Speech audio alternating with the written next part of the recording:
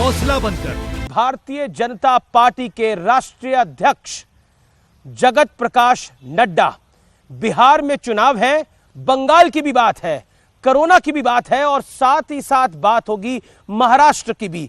तो देश के सीने में जो जो सवाल है, यानी आपके सीने में जो जो सवाल हैं, आज उन तमाम सवालों का जवाब देंगे जगत प्रकाश नड्डा, भारतीय जनता पार्टी के राष्ट्रीय अध्यक्ष। नड्डा जी, आपका अभिनंदन है। नमस्कार। नमस्कार। और 2 गज की दूरी, मास्क भी है जरूरी। और मेरा निवेदन है कि आप अपने मास्क को उतार लीजिए अब, क्योंकि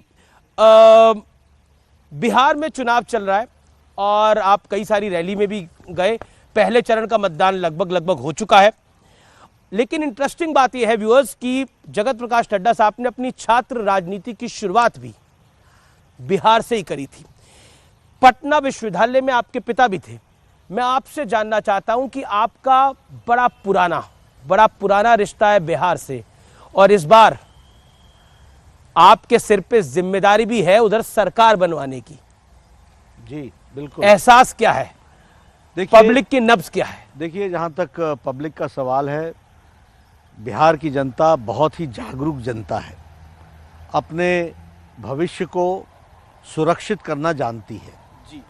और समय ने इस बात को बताया है बिहार में बारंबार कि नीतीश जी ने बिहार को पटरी पर ला करके विकास के साथ जोड़ने का प्रयास किया है जी। और जब नरेंद्र मोदी जी का आशीर्वाद रहा है तो बिहार तीव्र गति से विकास की ओर बढ़ा है। और जब जब लालू जी का राज रहा, आरजेडी का राज रहा, तब अराजकता भी आई है और बिहार पीछे की ओर गया है और उसके साथ साथ विकास में बाधा भी आई है। और बिहार को बहुत उस समय जिसको कहा जा सकता है कि एक बदनामी भी सुननी पड़ी, देखनी पड़ी और एहसास करनी पड़ी। पर नड्डा जी, आप आज बिहार जो है जी, वो इन सब चीज़ों के प्रति बड़ा जागरूक है जी, कॉन्शियस है और वह अपने एस्पिरेशंस को साकार करने के लिए एक ऐसे साथी के साथ और ऐसी सरकार के साथ आगे बढ़ना चाहता है जो उस विकास की गति को आगे बढ़ाए। और उस विकास की गति को आगे बढ़ाने में नरेंद्र मोदी जी का जो बिहार में जी जो प्यार, जो लगाव, जो विश्वास लोगों का है वो अटूट है। और साथ में नीतीश जी का ग्राउंड लेवल पर मोदी जी के द्वारा किए गए विकास कार्य को इम्प्लीमेंट करने में इनका भी एक बहुत बड़ा योगदान है। And he is considered to be a serious leader who implements things in letter and spirit. क्योंकि आपकी स्कूलिंग भी पटना से हुई, आप पटना में काफ़ी आपने स्टूडेंट पॉलिटिक्स, छात्र राजनीति भी करी, तो क्या वाकई आपको लगता है कि इस कनेक्ट का भी बिहार में आपको कुछ फ़ायदा मिल रहा है जब आप ज़मीन पर उतर रहे हैं, या फिर आपको लगता है कि ये आपके लिए थोड़ी ज़्यादा मुश्किल है? नहीं, जहाँ तक सवाल है बिहार के चुनाव की दृष्टि से, मुझे बिहार पूरा अच्छे तरीके से समझ में आता है और बिहार की जो परिस्थितियाँ हैं, किन उतार चढ़ाव से गया है, ये मेरे आँखों के सामने है। इसलिए मुझे वो लोगों को समझाने में ना दिक्कत होती है, क्योंकि मुझे कोई उदाहरण की ज़रूरत नहीं है, मुझे कोई पढ़ने की ज़रूरत नहीं है, मुझे कोई उसके इतिहास में जाने के लिए किसी से कोई ट्यूटर लेने की ज़रूरत नहीं है। मेरे आंखों के सामने गुजरा हुआ सारा है और मैं उनको, उस सारी चीज़ों को मैंने महसूस किया है। इसलिए जहाँ तक बिहार का सवाल है और बिहार के लोगों का सवाल है, वो भी जानते हैं मुझे कि इस छात्र राजनीति मैंने वहाँ की, शुरुआत मेरी वहाँ हुई और उसके साथ साथ मैंने वहाँ के आंदोलन में अपने आप को पार्टिसिपेट किया। वहाँ के सभी लोग मेरे से, हर पॉलिटिकल पार्टी के लोग मेरे से परिचित हैं। क्योंकि हमने स्टूडेंट पॉलिटिक्स की बात करी, जब हम एक एग्ज़ाम देते हैं तो कई बार लगता है कि ये जो 10वीं का पेपर था वो 11वीं से थोड़ा ज़्यादा मुश्किल था, या कई बार लगता है 12वीं का जो पेपर है वो 11वीं से ज़्यादा मुश्किल है। तो मैं आपसे जानना चाहता हूँ, जगत प्रकाश नड्डा के लिए पर्सनल लेवल के ऊपर ये इम्तिहान, बिहार के चुनाव कितना महत्वपूर्ण है? क्योंकि अब आप अध्यक्ष हैं भारतीय जनता पार्टी के, आप पे जिम्मेदारी है भारतीय जनता पार्टी की सरकार वहां बनवाने की, एनडीए की सरकार वहां बनवाने की। इसलिए मैं आपसे ये सवाल पूछ रहा हूं क्योंकि कहीं ना कहीं 15 साल का शासन हो चुका है। एक तरह से 15 साल के शासन के बाद कोई सरकार रिपीट होना बड़ा कठिन हो जाता है। देखिए, जहां तक कोई भी चुनाव का सवाल है, मैं हर चुनाव को चुनाव की तरह लड़ता हूं जी। और शायद अमित शाह जी के ही नेतृत्व में ज़्यादातर प्रदेशों का चुनाव प्रभारी मैं रहा हूँ, और जो उनके कंधों पर जिम्मेवारी होती थी मैं उससे कम अपने कंधों पर जिम्मेवारी नहीं समझता था। और आज भी जब मैं अध्यक्ष बना हूँ तो मैं बराबर की जिम्मेदारी समझता हूँ अपने कंधों पर। इसलिए यह चुनाव भी एक चुनाव की तरह मैं देख रहा हूँ। आपने अमित शाह जी की बात करी, तो अमित शाह एक बड़े सक्सेसफुल अध्यक्ष रहे भारतीय जनता पार्टी के, और 2019 में अमित शाह की रणनीति की वजह से और नरेंद्र मोदी जी का चेहरा था, इसमें कोई दो राय नहीं है, एक बड़ी जीत भारतीय जनता पार्टी ने हासिल करी। अब आप अध्यक्ष हैं और कहीं ना कहीं मुकाबला अमित शाह से करा जाता है, आप स्वयं ना करें लेकिन आप एक आंकलन में करा जाता है, तो क्या आपको लगता है कि वाकई ये जिम्मेदारी बहुत बड़ी है? मैं काम की तरफ ध्यान रखता हूं और चुनाव को चुनाव की तरह लड़ रहा हूं जी, इसलिए अपनी जिम्मेवारी को बखूबी निभाऊंगा और पूरी ताकत के साथ निभाऊंगा, इसकी चिंता करूंगा। तो अमित शाह जी से सलाह लेते रहते हैं? बिल्कुल, मैं कोऑपरेटिव तरीके से काम करता हूं, सबका साथ लेकर के काम करता हूं जी। और हमारे यहाँ काम करने का तरीका भी यही है कि हम सभी साथियों को अपने साथ लेकर के चलते हैं। इसलिए मैं ये कह सकता हूं कि जहां तक चुनाव का सवाल है, एक टीम स्पिरिट में हम लड़ते हैं और सबका साथ लेते हैं, और उनकी जो पॉलिटिकल विजडम है जी, उसका हम पूरा उपयोग भी करते हैं, और हर छोटी बड़ी बात में हम उनके साथ परामर्श भी करते हैं, और ये आज से नहीं कर रहे हैं। तो इस इक्वेशन को आप कैसे डिफाइन करते हैं, अमित शाह जी और आपकी जो इक्वेशन है? बहुत अच्छी इक्वेशन है और आज की नहीं है। युवा मोर्चा में हम सब साथ थे, जब मैं राष्ट्रीय अध्यक्ष था तो भी वो युवा मोर्चा में थे और वरिष्ठ पदाधिकारी थे, हम सब लोग एक साथ मिलकर के काम करते हैं। जब वो राष्ट्रीय अध्यक्ष बने तो मैं उनके साथ महामंत्री रहा हूँ और मैं उनके द्वारा दिए गए काम की जिम्मेवारी निभाता रहता हूँ। कम्युनिकेशन, डायलॉग, अंडरस्टैंडिंग, ये सब चीज़ें हमारी पार्टी में एक रीति नीति में बसी हुई चीज़ें हैं, एक जिसको हम कहते हैं हमारे सिस्टम्स में ये है। इसलिए इस सिस्टम्स में से जो निकले हुए हम लोग हैं, उनके बीच में ये सब छोटी बड़ी बातों का परामर्श होना और सबके परामर्श को अपने साथ जोड़ करके चलना, यह एक हमारे परंपरा रही है और उसको मैं भी निभा रहा हूँ। आप एक इंटरेस्टिंग एनेक्डोट भी करते हैं कई बार बैटिंग ऑर्डर का, और उस पर आप क्या कहना चाहते हैं? देखिए, उस पर मेरा ये कहना है कि अमित शाह और अपनी इक्वेशन के बारे में मेरा ये कहना है कि अगर मैं क्रिकेट की बात करूं जी, तो कोई कैप्टन बदल जाता है या कैप्टन बनता है तो उसका बैटिंग ऑर्डर नहीं बदलता। बैटिंग ऑर्डर अगर वो मिडिल ऑर्डर बैट्समैन है तो वो ओपनर नहीं बन जाता।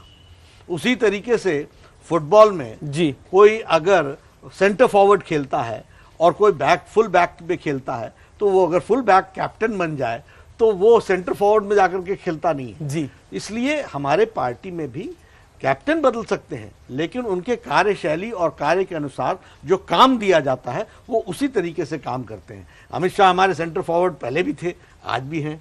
अमित शाह जी हमारे बैट्समैन ओपनिंग रहे हैं, वो वैसे ही हैं। कुछ लोग मिडिल ऑर्डर बैट्समैन होते हैं, लेकिन कलेक्टिव स्पिरिट में हम खेलते हैं। चलिए, बाकी की बात हम अंदर बैठ के करेंगे। तो जगत प्रकाश नड्डा से हमारी ये बातचीत जारी रहेगी। नड्डा जी, मेरा अगला सवाल आपसे ये है कि आपकी रैलीज को मैंने देखा, आपके भाषणों को मैंने सुना, आप लगातार बिहार के चुनाव प्रचार में महागठबंधन पर निशाना साध रहे हैं। आप कह रहे हैं कि ये अपवित्र रिश्ता है, ये अस्वाभाविक गठबंधन है, क्यों? देखिए, जब मैं ये कहता हूँ कि ये अस्वाभाविक रिश्ता है, वो इसलिए कि जिस तरीके का गठबंधन है जी, उस गठबंधन में कोई भी चीज़ सिवाय इसके कि सत्ता पाने की लोलुपता है, सत्ता पाने की इच्छा है, इससे ज़्यादा और कुछ नहीं है। देखिए, अगर मैं आरजेडी की बात करूं तो उनका कैरेक्टर अराजकता का रहा है, उनका पास्ट अराजकता का रहा है, और वह कोई बिहार में ऑर्डर लाएंगे, law and order situation improve करेंगे, ऐसा कदापि नहीं जी। अगर मैं बात करूं माले की, मार्क्सिस्ट लेनिस्ट की, तो उनका भी जो एटीट्यूड रहा है वह समाज में विध्वंस का रहा है, और वह विचारधारा से भी विध्वंस का रहा है। वह भी कोई बिहार को आगे ले जाने की बात करेंगे, ऐसा नहीं है। जहाँ तक कांग्रेस का सवाल है, इनको तो येन केन प्रकारेण सत्ता में आने की इच्छा है, और आज दिक्कत ये हो गई है कि यह मोदी जी का विरोध करते करते ये देश का विरोध करने लगे हैं।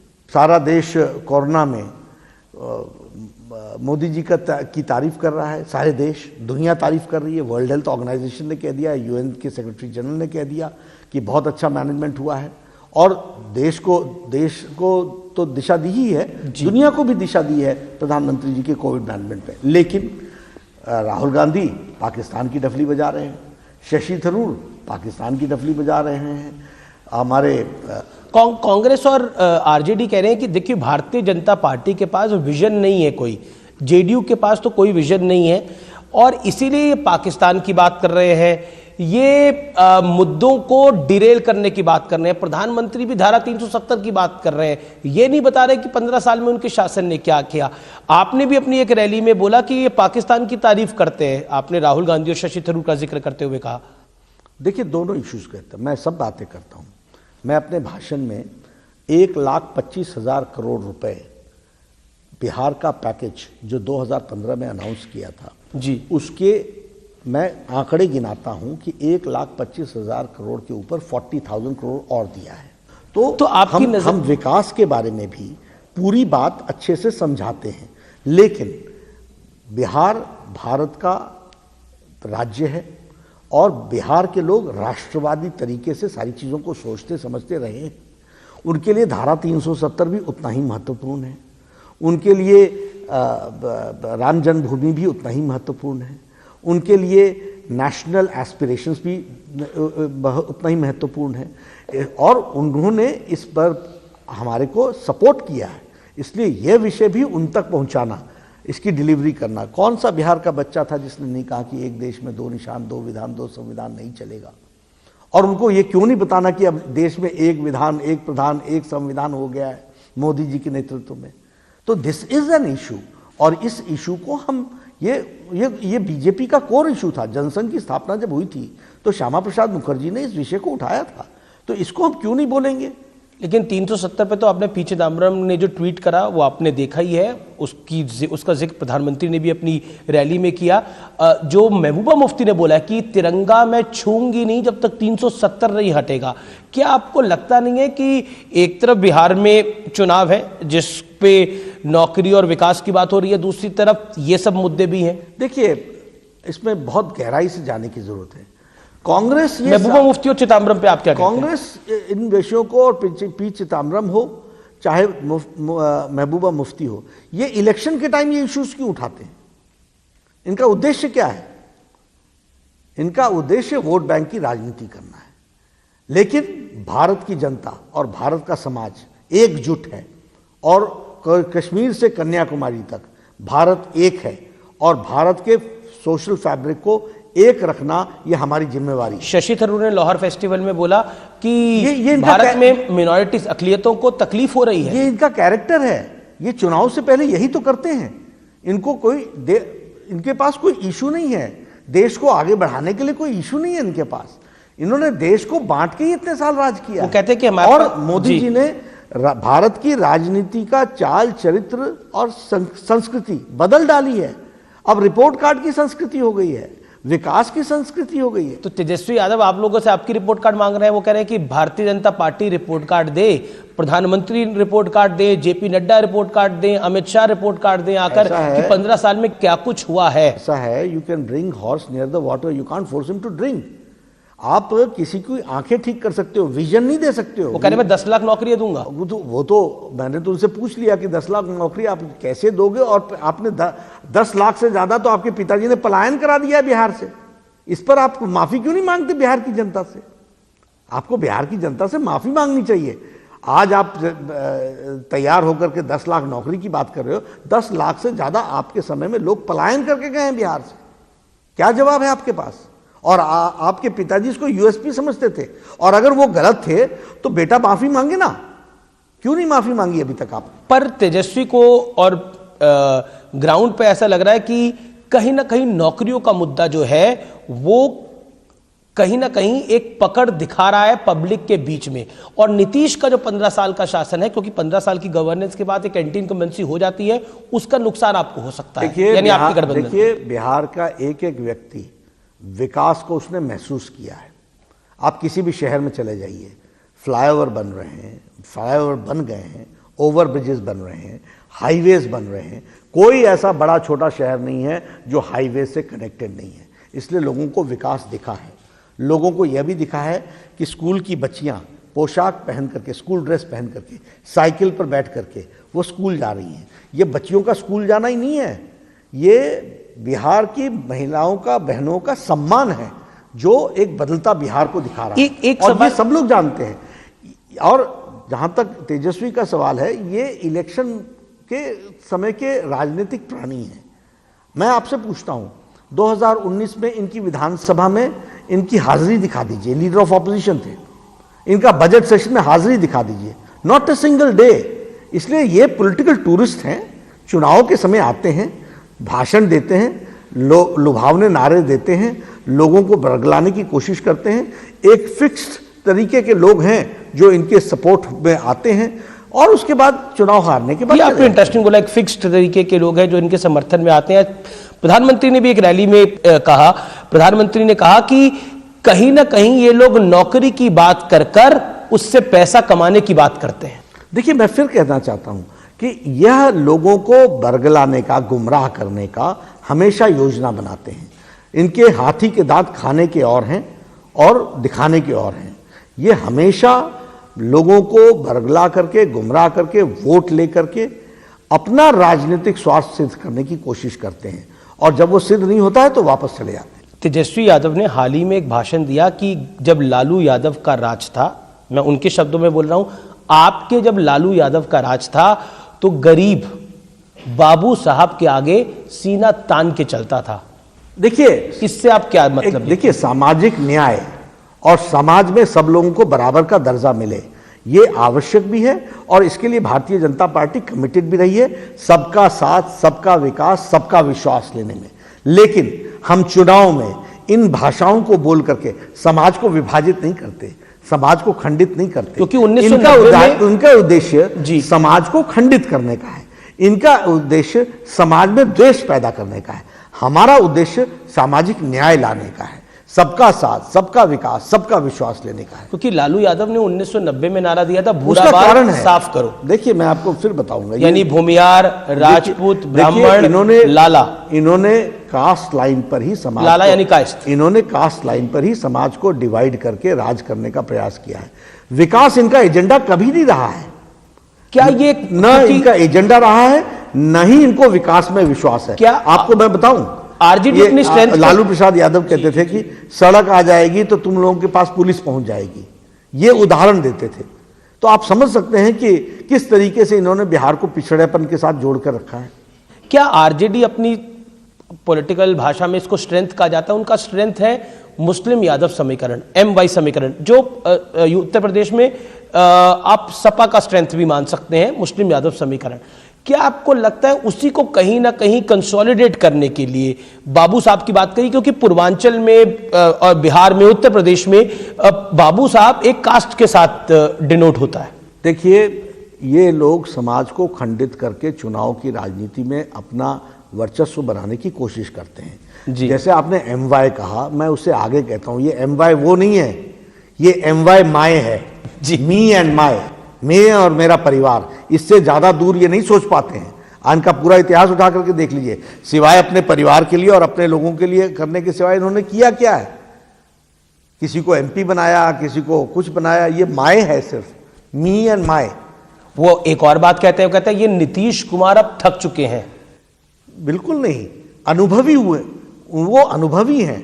उन्होंने जो काम किया है, जिस तरीके से एडमिनिस्ट्रेशन को चलाया है, ये नीतीश कुमार के बराबर का अनुभवी प्रशासक बिहार के नेतृत्व में, Nitish Kumar and Sushil Modi, they are the most experienced leaders in administrative capacity. ये हमको ध्यान में रखना है। लेकिन और थकावट हुई है जी, थके हैं। कौन थके हैं? आरजेडी थकी है। कौन थके हैं? लालू परिवार थका है। लेकिन कौन थके हैं? तेजस्वी थके। इसलिए अब इस तरह के नारे देने पर आ गए हैं कि किसी तरीके से हम सत्ता में आए, इसके लिए जो तारे तोड़ के लाने का भी नारा देना पड़े तो वो दो। लेकिन कई बार तारे तोड़ने वाला नारा नड्डा जी चल जाता है चुनावों के अंदर। बिल्कुल तो ठीक इस है, बार चल गया तो बिल्कुल ठीक है, नहीं क्योंकि वो कहते हैं 9 को लालू की रिहाई होगी जेल से 9 नवंबर को, और 10 को नीतीश, थके हुए नीतीश की विदाई हो जाएगी। अमित जी, भारतीय जनता पार्टी एक कैडर बेस्ड पार्टी है, वो सारी बातों को जनता तक ट्रांसलेट करने की ताकत रखती है, इसलिए वह जनता जानती है, और बिहार की जनता है भी बड़ी जागरूक, उसको कोई बहुत बताने की जरूरत नहीं होती। लेकिन फिर भी हम अपनी जिम्मेवारी निभाएंगे और बिहार की जनता अपनी जिम्मेवारी निभाएगी। आपके पार्टी की भी मैंने कुछ एडवर्टाइजमेंट देखे जो वहां के अखबारों में छपे, उसमें भी नीतीश की फोटो नहीं थी, प्रधानमंत्री मोदी की फोटो थी। इसमें कोई डाउट नहीं है कि प्रधानमंत्री मोदी एक क्राउड पुलर है और एक पॉलिटिकली एक एस्टैब्लिश्ड फिगर है। क्या आपको लगता है, आपको भी रियलाइज हो रहा है ये कहीं ना कहीं कि नीतीश की वजह से डेंट पड़ सकता है? ऐसा माना जा रहा है कि बीजेपी की टैली तो अच्छी होगी लेकिन नीतीश की टैली उतनी अच्छी नहीं होगी। हम बार बार हर भाषण में हर नेता ये बता रहा है कि नीतीश जी के नेतृत्व में चुनाव लड़ा जाएगा। जहां तक पोस्टर का सवाल है, जब एनडीए का पोस्टर होता है उसमें दोनों के चेहरे होते हैं, जब बीजेपी का पोस्टर होता है उसमें बीजेपी का चेहरे होते हैं। और ये भी मैं बता दूं, ये इलेक्शन कमीशन के द्वारा भी ये आवश्यक होता है। अगर मुझे इलेक्शन कमीशन को हिसाब देना है तो उसमें बीजेपी की ही तस्वीर होगी, अगर उसमें ज्वाइंट होगी तो जेडीयू को भी उसका हिसाब देना पड़ेगा। तो हमारे यहाँ इन सब बारीकियों की भी चिंता की जाती है। एक और आरोप लग रहा है भारतीय जनता पार्टी पर कि आप कोरोना के टीके के बदले वोट मांग रहे हैं। ये सौदेबाजी है। बिल्कुल नहीं, हमारे यहाँ मानवता को ध्यान में रख करके काम किया जाता है। आप देखिए, हेपेटाइटिस बी का स्वास्थ्य मंत्री मैं था, मोदी जी प्रधानमंत्री थे, उनके आशीर्वाद से हमने फ्री किया कि नहीं किया। HIV एड्स, इसको टेस्ट एंड ट्रीट फ्री किया कि नहीं किया, कि जब टेस्ट होगा किसी को पॉजिटिव होगा ट्रीटमेंट उसी समय से शुरू हो जाएगी। इसके साथ साथ हमने 7 टीकों से उठा करके 12 टीके तक हम ले गए कि नहीं ले गए, यानी जो इम्यूनाइजेशन प्रोग्राम था उसका कवरेज बढ़ाया कि नहीं बढ़ाया, रोटा वायरस जोड़ा कि नहीं जोड़ा। तो हम मानवता को ध्यान में लेकर के काम करते हैं। हाँ, जब घोषणा करनी होती है, अब मैनिफेस्टो लिखे हैं उसमें मानवतावादी काम करें, बोले नहीं तो बोला तो क्या तकलीफ हो गई, क्या दिक्कत आ गई? घोषणा करने का कोई समय होता है ना। मैनिफेस्टो किस लिए बनता है? इलेक्शन के पहले बनता है। अब बीजेपी प्रेसिडेंट है, क्या आपको लगता है कि बाकी राज्यों को भी इस तरह की घोषणा करनी चाहिए? किया ना, मध्य प्रदेश ने कर दिया, तमिलनाडु ने भी कर दिया, आगे करते चले जाएंगे। और जब भारत सरकार में भी कोई ऐसा ओकेजन आएगा तो भारत सरकार भी सोचेगी। क्योंकि एमपी में भी चुनाव है इसलिए माना जा रहा है कि वहां पे भी घोषणा इसलिए हुई है। ऐसा नहीं है। हम लोग देखिए, ओकेजन होता है, जिस ओकेजन पर हम किसी चीज को अनाउंस करते हैं। मैनिफेस्टो एक इशू है कि नहीं है, तो मैनिफेस्टो में अगर हम 5 साल के लिए कुछ काम करने वाले हैं तो उस काम में हम जुड़ते हैं तो उसको बताने में क्या दिक्कत है? तेजस्वी यादव ये दिक्कत है, एक दिक्कत है भाई कि इनकी बुद्धि में ये बात नहीं आई, क्योंकि इनको मानवता सेवा इनका उद्देश्य नहीं है। इनको यही सब ध्यान में आएगा, बाबू साहब, फलाना साहब, धमकाना साहब, यही ध्यान में आएगा। जब आप हेल्थ मिनिस्टर होंगे तब तो तेज प्रताप भी हेल्थ मिनिस्टर होंगे। मुलाकात मिला ही नहीं जी, मिले ही नहीं। ये अब मैं कहना नहीं चाहता, ये घोड़े पर ही चढ़े रहे, उतरे ही नहीं कभी जी।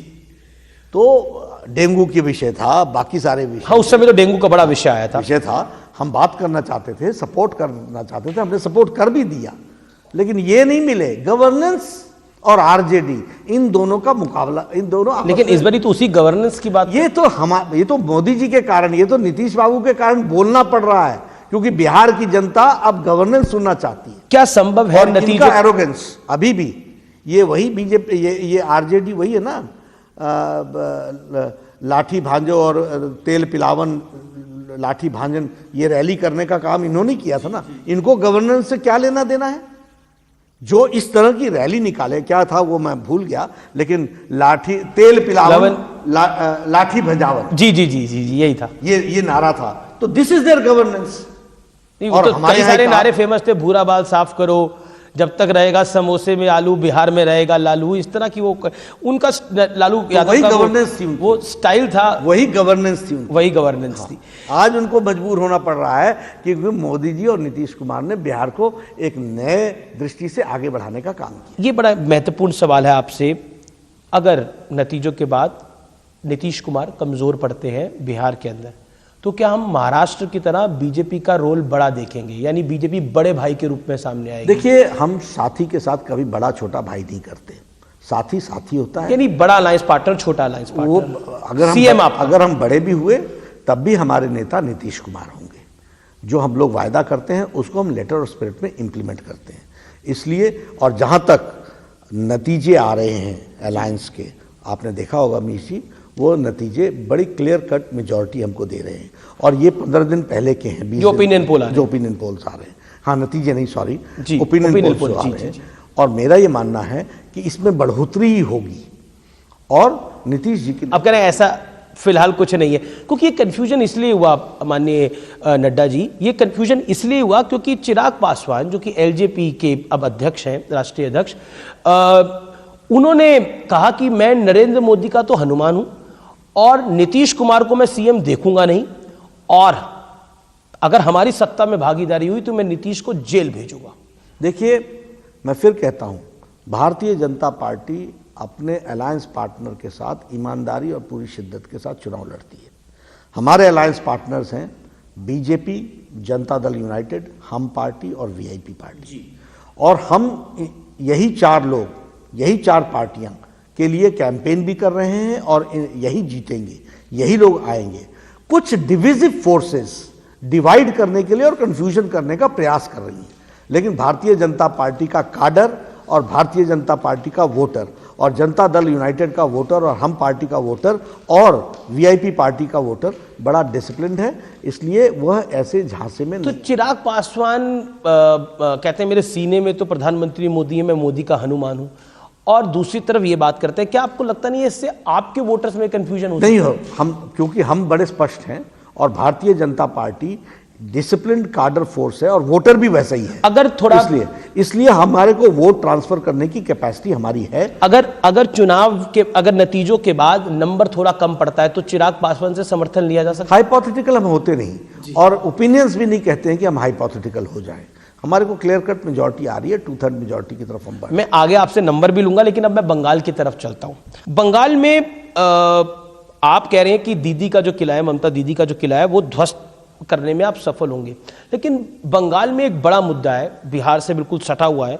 बंगाल में बिल्कुल एक बड़ा मुद्दा है पॉलिटिकल किलिंग। वहां के गवर्नर ने भी बोला कि ये रक्त रंजिश अब खत्म होनी चाहिए, these political killing should stop.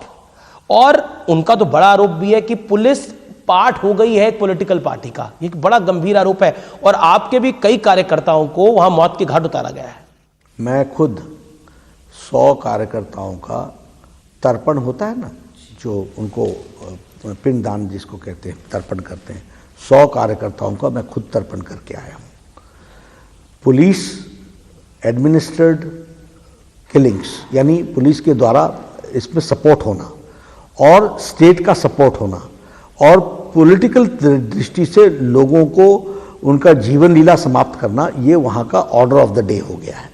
ये सब लोग जानते हैं, लेकिन भारतीय जनता पार्टी का कार्यकर्ता फिर भी तैयार बैठा है। और मैं ये भी जानना चाहता हूँ कि इसके बारे में हमारे जो नेता बड़े दौड़े होते हैं कई कई जगहों पर, दिन रात सब लोग, भाई बहन लोग सब लोग चले होते हैं, वो कभी बंगाल की चर्चा नहीं करते, वो कभी इन चीज़ों की चर्चा नहीं करते। तो यह भी बताता है कि किस तरीके से उनके देखने का नज़रिया है। They are not interested in political issues, they are interested in their political settlements.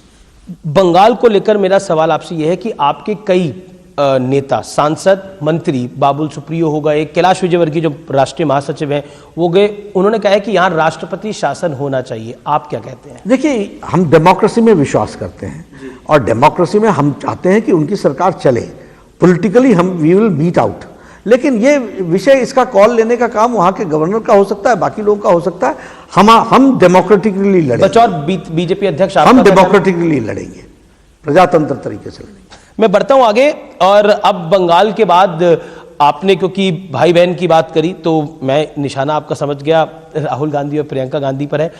क्या आपको लगता है कि कोरोना के साथ साथ इस बारी मुद्दा पिछले कुछ महीनों के अंदर चाइना भी रहा?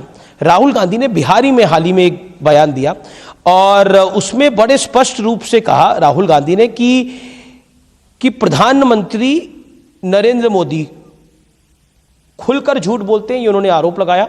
राहुल गांधी कह रहे हैं कि चाइना की सेना 1200 किलोमीटर अंदर घुस गई है, ये उनके शब्द हैं। ऐसा है, थोड़ा जानकारी कम रखते हैं ना और इतिहास नहीं पढ़ते हैं। पार्लियामेंट में जवाहरलाल नेहरू, उनके नाना जी ने कहा था कि not even a blade of grass grows there, जो चाइना ने ऑक्यूपाई कर लिया था 1962 में, ये उन्होंने ही बोला था। तो किसने कब चाइना ने कब भूमि ली है, ये जग जाहिर है। मोदी जी के नेतृत्व में भारत की संप्रभुता नभ में, थल में और जल में, तीनों में सुरक्षित है, ये मैं बोलना चाहता हूं। और ये भारत की जनता जानती है, भारत की जनता जानती है। जो मोदी जी ने कहा उसको किया है, डिलीवर किया है। और हमारी आप 4700 किलोमीटर की सड़क बनी है कि नहीं बनी है बॉर्डर पे, अरुणाचल प्रदेश से गलवान तक। पर राहुल गांधी ये लगातार राग अलाप रहे हैं, ये लगातार राग अलाप रहे हैं कि चाइना हमारे देश में घुसा हुआ है, बिहार चुनावों में भी, उससे पहले भी। देखिए अमीश जी, इनको फ्रस्ट्रेशन है, इनको चाइना बॉर्डर इनसे कोई लेना देना नहीं है, इनको सत्ता से लेना देना है। इनको जनता को गुमराह करने में ही इनकी यूएसपी है। कि कौन था इलेक्शन में बोलने वाला, रफेल रफेल रफेल रफेल। आज रफेल भारत की शान बनी हुई है और भारत की 130 करोड़ जनता आज रफेल का स्वागत कर रही है। तो इनको कौन ले, इनकी फेस वैल्यू क्या है, इनकी बोलने की वैल्यू क्या है? कौन इनको ईमानदारी से लेता है, कौन इनकी बात को सीरियसली लेता है? और ये फ्रस्ट्रेशन में आकर के मैंने पहले भी कहा कि यह मोदी जी का विरोध करते करते ये देश का विरोध करने लगे, ये मोदी जी का विरोध करते करते पाकिस्तान की तारीफ करने लगे हैं और भारत को कटघरे में खड़े करने लगे। उमर अब्दुल्ला ने तो यहां तक बोल दिया कि अगर कह रहे हैं कि 370 सिर्फ चीन ही वापस दिला सकता है, यहां तक उन्होंने बयान दिया। यही तो ये फ्रस्ट्रेशन है, दिस इज फ्रस्ट्रेशन। देखिए, लीडर की पहचान, चाहे कांग्रेस हो, चाहे तेजस्वी हो, चाहे उमर अब्दुल्ला हो, चाहे बाकी हो, हम लंबे समय तक अमीर जी विपक्ष में रहे हैं जी। हमारे हम फ्रॉम माई यंगर डेज, और हमारे को खोने के लिए सब कुछ था, पाने के लिए कुछ नहीं था। और हम कभी पाने के लिए नहीं गए, हम इश्यूज पर लड़े। और विपत्ति काल में जो आदमी बैलेंस रख सकता है वही राष्ट्रभक्त हो सकता है। ये नहीं होता कि जब आपको राजनीतिक दृष्टि से आप कहीं नुकसान में पड़ जाएं, राजनीतिक दृष्टि से आपको फायदा न मिल रहा हो, तो आप देश विरोधी विषय को उठाने लग जाएं।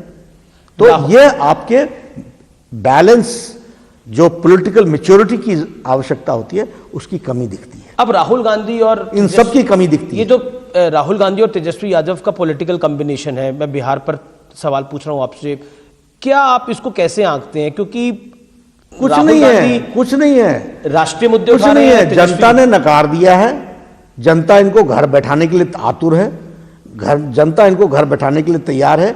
ये बेचारे फ्रस्ट्रेशन के कारण यह लोग कोशिश कर रहे हैं कि किसी तरीके से कोई नारा, कोई इस तरीके से कोई लोगों को लुभाने का, कोई गुमराह करने का तरीका निकाला जाए। प्रधानमंत्री ने अपनी रैली में कहा कि तेजस्वी यादव जो है वो जंगल राज के युवराज हैं।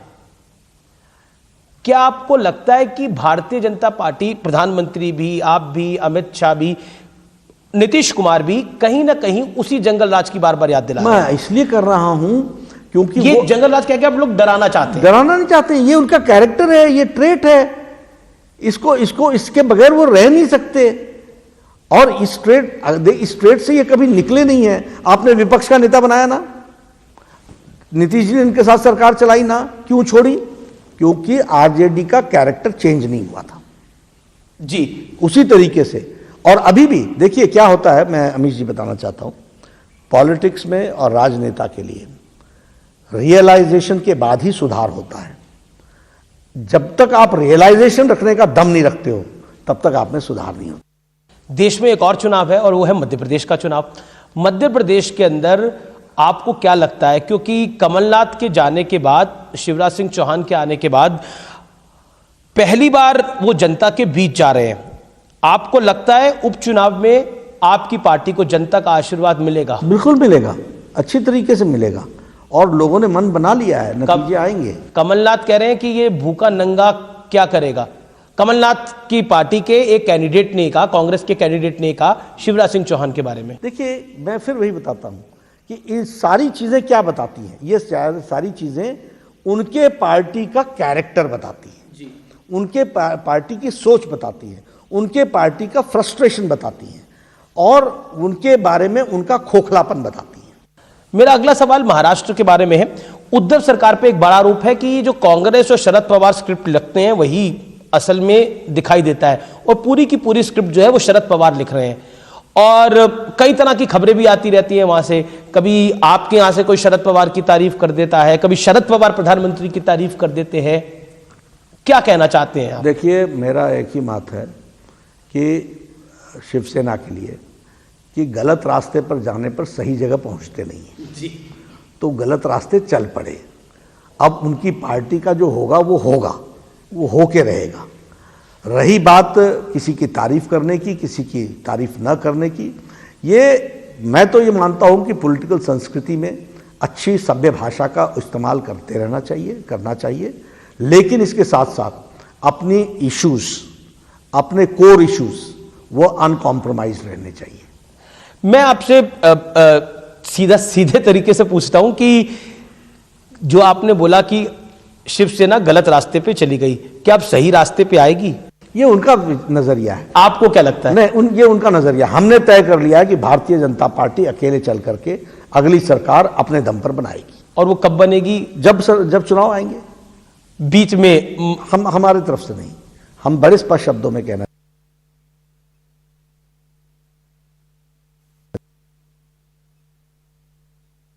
Party tomorrow. मैं आगे बढ़ता हूं और आखिरकार आपको लगता है कि पिछले कुछ दिनों में देश की राजनीति जिस तरह से आगे बढ़ी है और वहां पर हमने कई सारे मुद्दों को देखा है, पॉलिटिकल डिस्कोर्स, क्योंकि हमने कमलनाथ का भी इमरती देवी वाला बयान देखा और उसके अलावा भारतीय जनता पार्टी के भी कुछ नेताओं के हम बयान देखते हैं, पॉलिटिकल डिस्कोर्स बहुत डाउन गया है और आरोप प्रत्यारोप का स्तर बहुत नीचे गिरा है हर तरफ से। देखिए, मैंने पहले कहा कि फ्रस्ट्रेशन में कौन है? ऑपोजिशन। गाहे बगाहे आरोप लगाना और प्रधानमंत्री जी पर जिस तरह की टिप्पणी करना, ये किसने किया है? रिस्पॉन्सिबल लोगों ने किया है जो ऑपोजिशन में बैठे हैं। तो डिस्कोर्स किसने नीचे किया है? एक बात। दूसरी बात, हमारे यहां से यदि कोई इस तरह की टिप्पणी आती है, हम उसका बहुत सीरियस नोट लेते हैं। मैंने एक्शन भी लिए हैं, मैंने लोगों को चेताया भी है और हम इसके उत्तर प्रदेश में एक एमएलए आरोपियों के साथ खड़ा हो गया था। उसको उसी दिन बुलाया गया, उसी दिन बुला करके उसको सही शब्दों में समझा दिया गया है। हम इन सब चीज़ों को सपोर्ट नहीं करते हैं। जी, मेरा आखिरी दो सवाल है। मेरा अगला सवाल आपसे यह है कि पिछले कुछ दिनों में टीआरपी को लेकर भी बहुत कुछ हुआ है, इस विषय पर आप क्या कहना चाहते हैं? क्योंकि टेलीविजन के लिए टीआरपी एक महत्वपूर्ण चीज होती है, उस विषय पर आपकी क्या टिप्पणी है बतौर राष्ट्रीय अध्यक्ष? देखिए, टेक्निकलिटीज तो मैंने उस पर आई कांट चैलेंज, लेकिन हाँ, विश्वसनीयता बननी चाहिए और विश्वसनीयता के साथ ही लोगों को काम करना चाहिए। प्रजातंत्र के अंदर सबको सारी बातों को दिखाने का अधिकार है। हेल्दी कंपटीशन रहे, इस बात की हमको चिंता करनी चाहिए। जी, मेरा अगला सवाल आपसे फिर बिहार को लेकर है। बिहार के अंदर क्या आपको लगता है कि जनता इस बार जिस तरह से एक रुझान दिखा रही है, ओपिनियन पोल आ रहे हैं, लेकिन जो रैलियों में देखने को मिल रहा है, नीतीश जी का कहीं कहीं विरोध भी हो रहा है, वो कहीं ना कहीं आप लोगों के लिए अलार्मिंग है? नहीं, ऐसा नहीं। वहां पे कहीं लालू यादव जिंदाबाद के नारे लग जाते हैं। वो कौन लोग होते हैं? ये वही लोग होते हैं जो फ्रस्ट्रेशन में आए हुए हैं। ये संस्कृति किसने पैदा की? बिहार में लोग विरोधियों को भी बड़े प्यार से सुनने के लिए जाते हैं। ये बिहार का कल्चर रहा है और ये बिहार का तौर तरीका रहा है।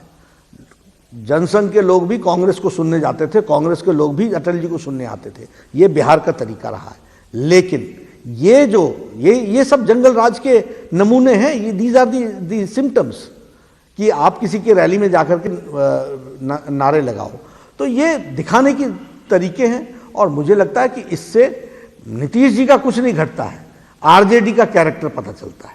क्या कहना चाहते हैं आप किसान बिल पर? फिर मैं बताऊंगा कि जो ऑपोजिशन पार्टी है, विशेष करके कांग्रेस, यह फ्रस्ट्रेशन में आकर के इसने ऑपोजिशन के सारे तौर तरीके पर इनका विश्वास रह नहीं गया है। किसान नहीं आया है, पर पॉलिटिकल पार्टीज आई हैं विरोध में।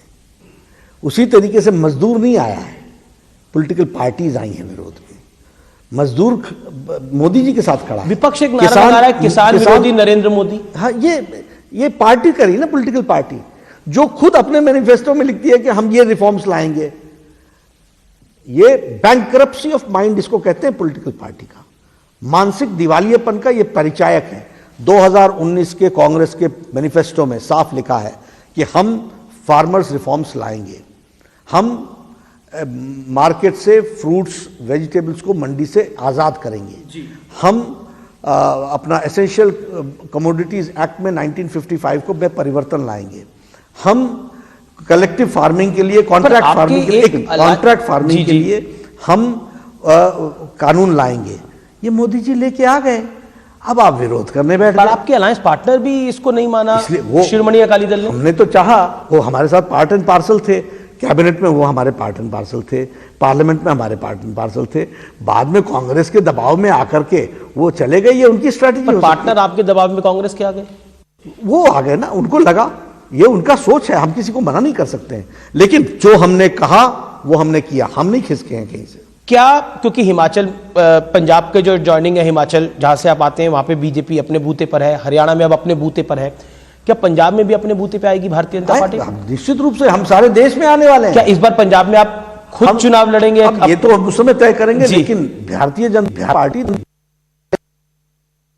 था कि अभी उत्कर्ष आना बाकी है, तो वो उत्कर्ष हम लाएंगे। और जैसे जैसे हम बढ़ेंगे हमारे रेजिस्टेंस होना स्वाभाविक है।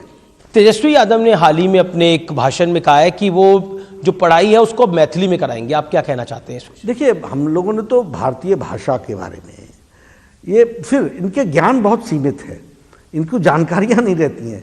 नेशनल एजुकेशन पॉलिसी में मीडियम ऑफ इंस्ट्रक्शन यह 7वीं तक 8वीं तक रीजनल लैंग्वेज में होगा, लोकल लैंग्वेज में होगा। ये नेशनल एजुकेशन पॉलिसी में बन चुका है। अब तो टास्क फोर्स बन रहे हैं कि इसको इम्प्लीमेंट कैसे किया जाए। तो हम तो इसके पक्षधर ही हैं। इतना ही नहीं, हमने मैनिफेस्टो में लिखा है कि हिंदी में इंजीनियरिंग कॉलेज, भारतीय भाषा में इंजीनियरिंग कॉलेज और मेडिकल की पढ़ाई भी होगी। तो हम तो इसके पक्षधर हैं।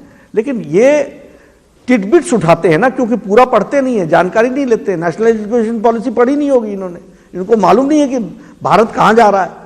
आखिरी सवाल आपसे मेरा यही होगा कि भारतीय जनता पार्टी दुनिया की सबसे बड़ी पार्टी है, आपके अपने कार्यकर्ता भी बहुत हैं और आप बाहर से भी लोगों को ले रहे हैं।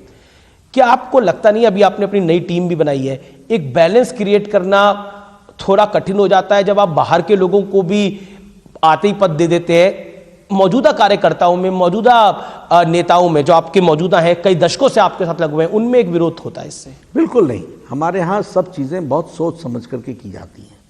हमारे काडर को उनका नेचुरल ऑर्गेनिक ग्रोथ में कभी भी कोई रुकावट नहीं आती है, और वो ऑर्गेनिक ग्रोथ से ही लोग वहाँ तक पहुँचते हैं, ऊंची ऊंची पदों पर पहुँचते हैं।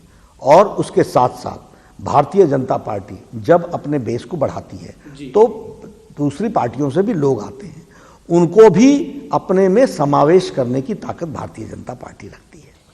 मेरा आखिरी सवाल आपसे यही कि लव जिहाद को लेकर आपको लगता है कानून आना चाहिए देश में? देखिए, ये काफी सारे मुद्दे हैं। मुझे लगता है कि ये विषय और गहराई में चिंतन करने की जरूरत है। एक इंटरव्यू में इस पर मैं जवाब दूं ये उचित नहीं रहेगा।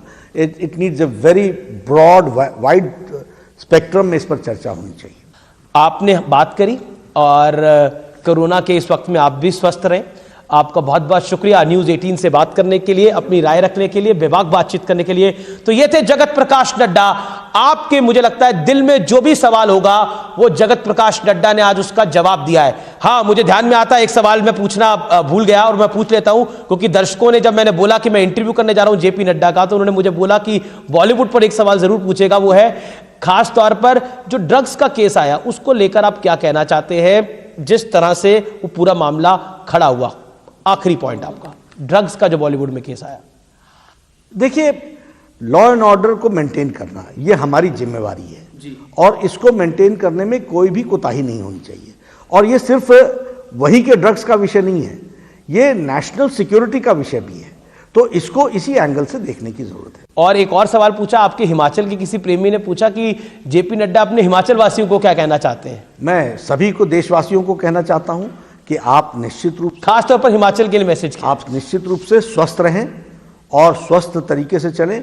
हिमाचल प्रदेश देवभूमि जाना जाता है, देवताओं की भूमि जानी जाती है, और वहां के सच्चे पक्के लोगों पर कोई हल्का कमेंट नहीं होना चाहिए। बहुत बहुत शुक्रिया। तो ये थे जगत प्रकाश नड्डा, जो सोशल मीडिया पे भी सवाल आए, मैंने कुछ उठाए।